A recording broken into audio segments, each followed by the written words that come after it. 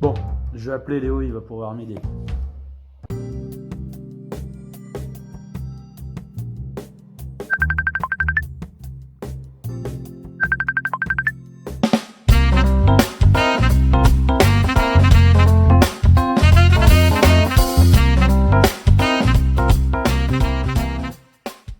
Salut Nils, Salut Léo.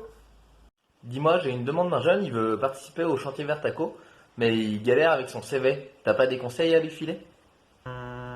Oui, il en est où ton jeune? Ben, il a pas commencé.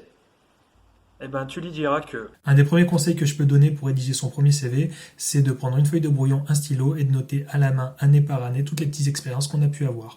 C'est-à-dire qu'on va pouvoir mettre tous les coups de main qu'on a pu donner à un voisin pour déménager, pour repeindre une chambre, par exemple. Ça, c'est une expérience à valoriser.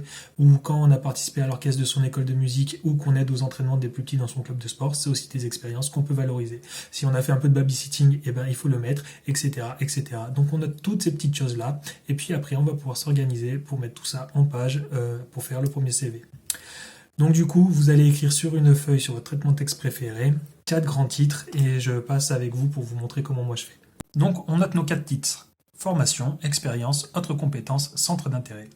Une règle à ne pas oublier quand on rédige un CV, on note d'abord l'expérience la plus récente, puis on remonte jusqu'à la plus ancienne. Donc c'est parti, on rédige, on remplit les formations. On commence par sa classe actuelle, on n'oublie pas le brevet, le PSC1 ou la SSR éventuellement. Si on a d'autres types de formations, on peut les mettre aussi. C'est un premier CV, donc plus tard, certaines lignes vont disparaître, car elles ne seront plus intéressantes. Par exemple, quand j'aurai mon permis de conduire, je n'aurai plus besoin de mettre que j'ai la SSR. Une fois qu'on a fait ce travail, le plus dur est fait. Dans la partie autres compétences, on met tout ce qu'on sait faire en plus. Je sais utiliser la suite Office avec le traitement de texte ou un tableur, je le mets. Je sais retoucher une photo, je peux le mettre aussi.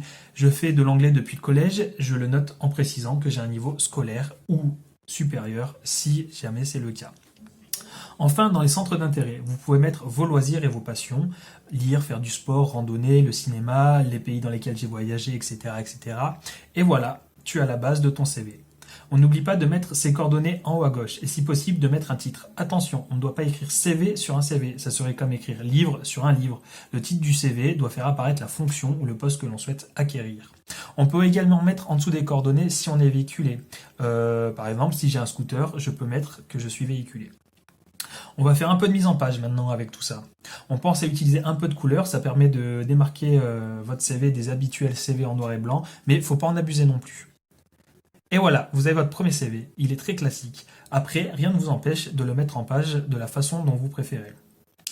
De toute façon, le point formation jeunesse est là pour vous aider. N'hésitez pas à me contacter, vous trouverez toutes mes coordonnées sur le site de l'Agopop, www.agopop.fr.